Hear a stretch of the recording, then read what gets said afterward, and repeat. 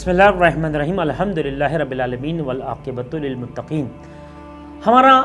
یہ موضوع اذان بلالی ہے۔ حضرت بلال جو پیغمبر گرامی کے ایک وہ غلام اور وہ صحابی کہ جو اذن پیغمبر اور مرضی پیغمبر کی بنیاد پر ہمیشہ مسجد نبوی میں اذان دیا کرتے تھے، اور مسجد نبوی بننے کے بعد سب سے پہلی اذان جناب بلال نے دی۔ پیغمبر گرامی نے یہ اذان سب سے پہلے بلال سے دلوا کر رنگ و نسل، تعصب کے تمام بیریئرز اور تمام فاصلوں کو ختم کر دیا۔ عزیزان گرامی قدر، یہ اذان دراصل ایک اعلان ہے، اور اذان کے سلسلے میں بہت زیادہ روایات بیان کی گئی ہیں کہ اذان کے کیا فضائل ہیں۔ اس سے پہلے کہ ہم اذان بلالی پر گفتگو کریں اور قانون تکوین کی طرف اشارہ کریں، ہم یہ چاہیں گے کہ اپنے جوان دوستوں کو، اپنے بچیوں کو اس اذان کی فضیلت اور اس کے کچھ معجزات بیان کر دیں۔ اذان کے معنی اعلان کرنا اور دعوت دینا ہے۔ مولا کائنات علی ابن ابی طالب علیہ السلام ارشاد فرماتے ہیں کہ میں نے رسول کریم سے سنا، اذان ایک ایسی عبادت ہے کہ جس کا احترام ہر صاحبان ایمان پر کرنا واجب ہے اور لازم ہے، اور جب تم اذان کو اپنے کانوں سے سنو تو اذان کے احترام میں خاموش ہو جاؤ، اور بہتر ہے کہ تم اذان کے کلمات کو، جملوں کو اپنی زبان سے دہراؤ۔ مولا کائنات ارشاد فرماتے ہیں کہ اگر کوئی انسان اذان سنے لیکن اذان پر دھیان نہ دے، اذان کا احترام نہ کرے اور اپنے کلام میں، اپنے باتوں میں وہ مگن رہے، عموماً جو معاشرے میں ایک رواج پایا جا رہا ہے کہ اب اذان کا کوئی احترام بعض اوقات دکانوں پر، مارکیٹوں میں نظر نہیں آتا۔ اگر لوگ اذان کا احترام نہ کریں، اگر لوگ اذان کو عزت نہ دیں، تو ہوتا کیا ہے؟ مولا کائنات نے رسول کریم سے ارشاد فرمایا، یہ نقل ہے حدیث پیغمبر گرامی، جو مولا کائنات نے ارشاد فرمایا کہ جو انسان نماز کا احترام نہیں کرتا، اذان کا احترام نہیں کرتا، تو گویا وہ جان لے کہ سکرات موت کے وقت اس کی روح آسانی سے پرواز نہیں کرے گی، بلکہ سکرات موت کے وقت اس کو انتہائی اذیت ہوگی، اس وجہ سے کہ اس نے اذان کا احترام نہیں کیا۔ اور اس اذان دینے کی جو شرائط بنا پر روایات آئی ہیں کہ انسان باوضو ہو، نمبر 1، نمبر 2 یہ روب قبلہ ہو، نمبر 3 یہ کھڑا ہو کر اذان دے، نمبر 4 یہ بآواز بلند ایک ایک کلمے کو دہرائے، نمبر 5 جب یہ اذان دے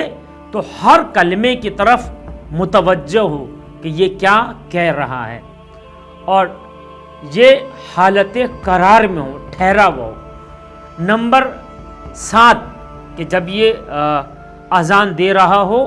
تو یہ دوسروں سے باتیں نہیں کر رہا ہو، ایسا نہیں ہو کہ اذان دے رہا ہو درمیان میں رک کے کسی کو کوئی بات بھی کہہ رہا ہو۔ اذان کا اپنا ایک پروٹوکول ہے، اور نہ صرف یہ بلکہ روایات میں یہ بھی آیا ہے کہ جب انسان نماز کے لیے اذان دے تو نماز کی اذان میں اور اقامت میں زیادہ فاصلہ نہ ڈالے، یعنی اب اس نے اذان دے دی اور 1 گھنٹے بعد آئے اقامت کہہ کے نماز پڑھنے، زیادہ فاصلہ کراہت رکھتا ہے کہ اذان دینے کے بعد جتنی جلدی ممکن ہو سکے اقامت کیا، اور پھر یہ اپنی نماز واجب کو ادا کر لے۔ عزیزان گرامی قدر، اسی طرح اذان کے جو بہت زیادہ فوائد ہیں، یعنی اگر کسی گھر میں بیماری کا سامنا ہے، بچے بار بار گرتے ہیں، اس گھر میں اذان دینی چاہیے۔ ممکن ہے کوئی کہے کہ ہمارے یہاں تو ایک جو ہے وہ ریکارڈنگ لگی ہوئی، اور جیسے اذان کا ٹائم ہوتا ہے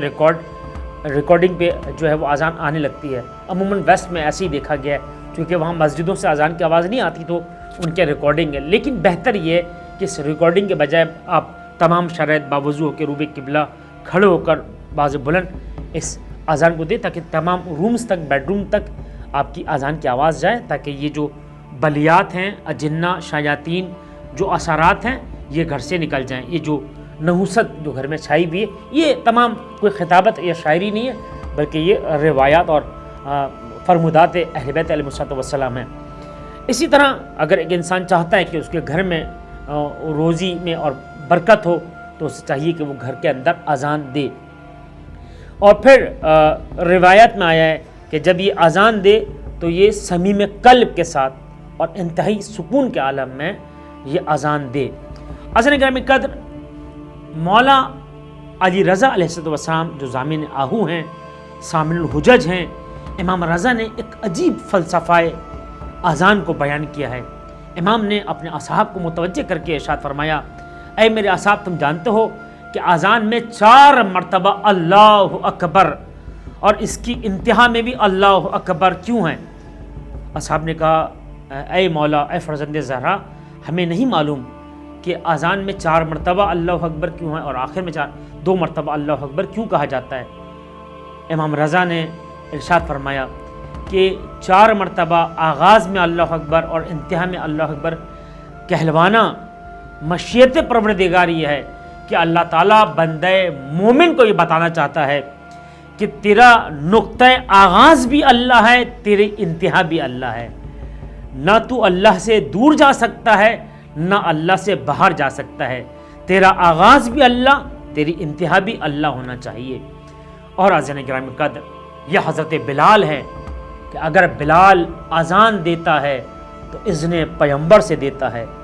اور جب مدینے والے کچھ منافقین نے کہا کہ بلال تمہارا زبان سے شین نہیں سین نکلتا ہے، رسول اللہ کی بزم میں آئے، شکایت کی بلال کی اور کہا کہ رسول اللہ آپ منع کر دیں، کہا تم جا کے منع کر دو۔ تو لوگوں نے کہا بلال ہم نے آپ کا شکوہ کیا، آپ شین کو سین پڑھتے ہیں، لہٰذا کل سے آپ اذان نہیں دیں گے۔ اب لوگ جب اپنے گھروں کو واپس چلے گئے، کئی وقت گزر گیا لیکن سورج نہ نکلا، اور جب سورج نہیں نکلا اور بہت ٹائم گزر گیا تو لوگ پریشان ہوئے کہ کہیں قیامت کے آثار تو نہیں، کہ کہیں آج مدینے میں ہمارا آخری دن تو نہیں، کوئی بلا تو نازل نہیں ہو رہی، کہیں قیامت اور مات تو نہیں آ گیا۔ اب لوگ گھبرا کر رسول اللہ کے دروازے پر آئے،